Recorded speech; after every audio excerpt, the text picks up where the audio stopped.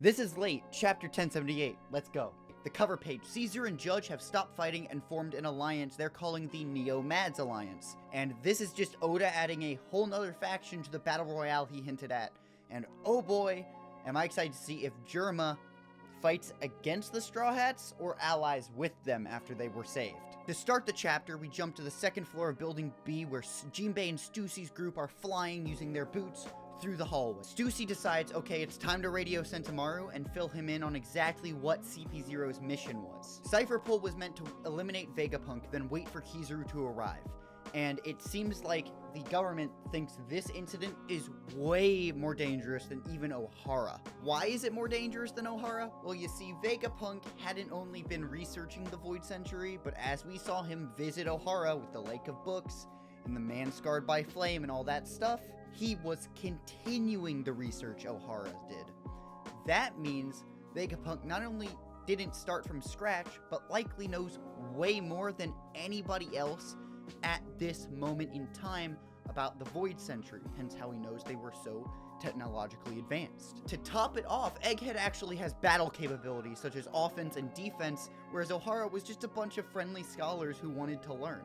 And this poses a huge threat to the world government, because Egghead could become a bastion of defense and resistance against the government, especially with the unexpected arrival of the Yonko Straw Hat Luffy and his crew. But we'll get to that in a little bit, because first I want to address Stussy and how her transponder snail is the only one on the island that works.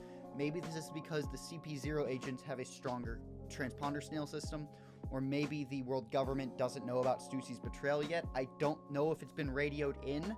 I can't remember off the top of my head right now. Or maybe the CP0 ones are just resistant to jamming entirely. Either way, once again, Sentomaru has to hammer home to the citizens of Egghead that they need to get off the island, or this incident will be a repeat of Ohara and the history of the world. Back to Usopp's predicament, by the way, where he and Lilith are petrified by S-Snake's Devil Fruit power, and Franky's only halfway frozen? Maybe part of his body is sea stone, and maybe he got some upgrades on Wano we just don't know about, but why would it only be half his body and not the whole thing? I don't really understand this. Another idea could be that his left brain and his right brain function separately from each other, because, you know, he's a machine man, he could maybe do that.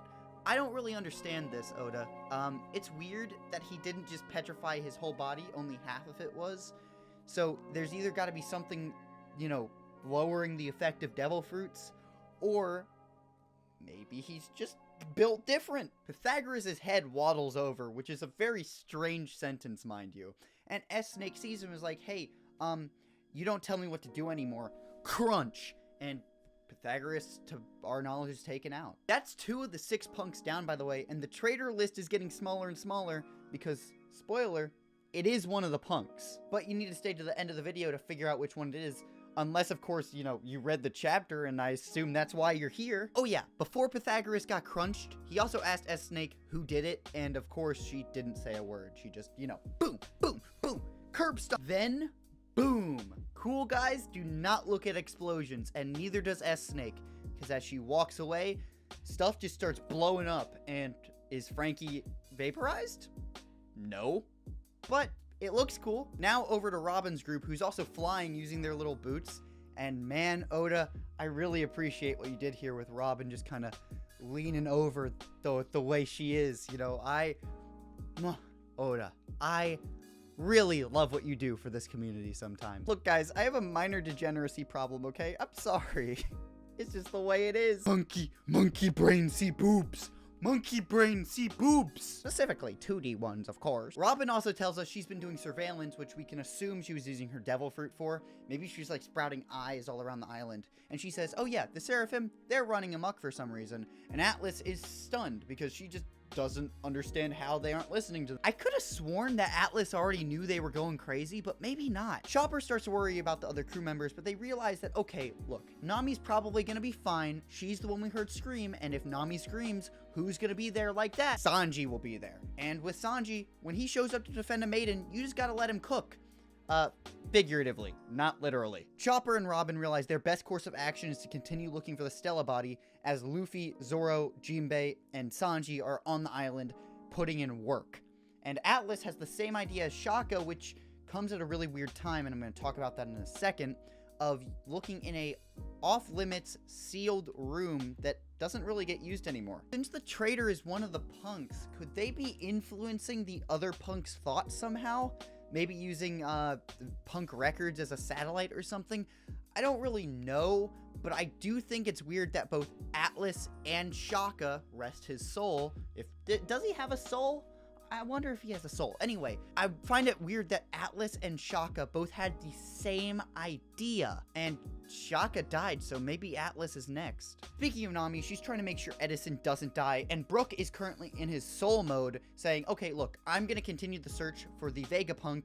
Sanji has clearly got this, as Sanji just stands there like this, and takes a punch square in the nose from S Shark. And this is a crazy durability moment for Sanji, and his Germa buff is definitely kicking in. I saw someone point out on Twitter this morning too, the eyebrow. I think Archer pointed it out. The eyebrow is active when his Germa mode is active. So I don't know if his durability is always this way, or maybe it is whenever a maiden's in distress. Or as Sanji calls it, the power of love. Sanji versus S Shark is going to only add fuel to the fire for the debate if Sanji deserves a higher bounty than Jimbe, since S Shark is a amped up clone of Jimbe.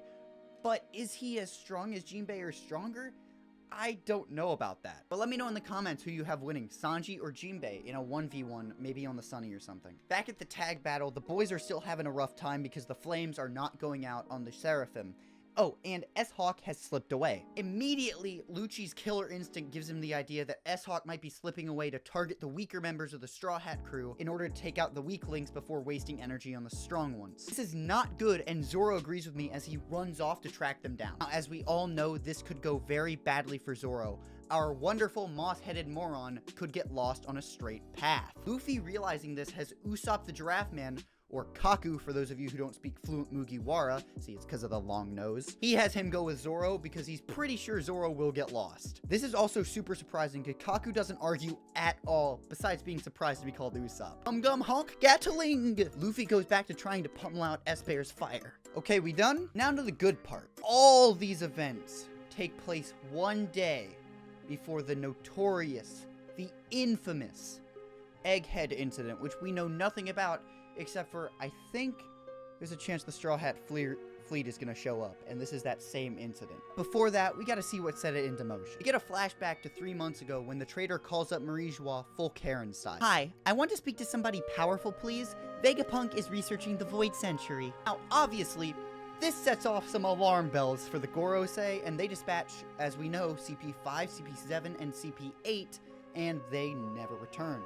Which is odd to me, because you'd assume the traitor would help them out, although maybe the traitor was setting it up so that Vegapunk looks like even more of a threat by actually detaining these Cypherpole agents to kind of back up their claims here. And as we know, the Gorosei decide they need to dispatch Cypherpole Aegis Zero to take him out themselves. Here's the kicker and proof that the Gorosei are powerhouses. Oda says that they decided to send one of their own to make sure the mission gets done, and Kizaru is meant to escort him. That means Kizaru isn't just there for military power and to be the main guy taking on Vegapunk. This could mean that his main purpose is to make sure that the ships don't get attacked with the Gorosei member J. Garcia Saturn on board. Maybe they don't want to reveal how strong they are to the world. And a bunch of other fellas we don't care about go with them, except for Doll, because, you know, she's Doll. The troops they dispatched, presumably all vice admirals, at least the ones that we see on panel, are on alert for an imminent total war. Straw Hat showing up wasn't part of the plan, and oh boy, it's game time. We see a Kainu and a Gorosei member with the mustache, their reactions to the news of a Yonko pulling up to a potential major war spark. This is not good for the government because they can't back down from this situation because of all the stuff Vegapunk knows and how it would look publicly. But they also don't want to grow the risk of war exponentially by involving one of the 4 emperors. This could legitimately spark another Marineford. Much less, mind you, the Warrior of Liberation himself. Also, the traitor, because this video has gone on way too long, is York. And I definitely should have seen this coming because she represents gluttony, and she says she wants to become a celestial dragon, which was actually the idea I had last week. I didn't get to make a video out of it, and I was kind of bummed. About S. Flamingo's possible goal. Maybe he was going to try and turn over Vegapunk to the Gorosei and become a celestial dragon. You know, Doflamingo wanted to return to the Holy Land. So it makes sense that his Seraphim wanted to. But instead, York has that goal. But instead of turning him over, she just wants to kill them all and only have one Vegapunk, because they only need one. An invasive thought. If York gets destroyed and they rebuild her, is she New York? Well, Oda sure knows how to end a chapter, and I'm pretty sure there's no break this week, so woohoo! But as always, I've been your host, Listening Walrus. Subscribe, like, yell at me in the comments, and as always, have a wonderful rest of your day.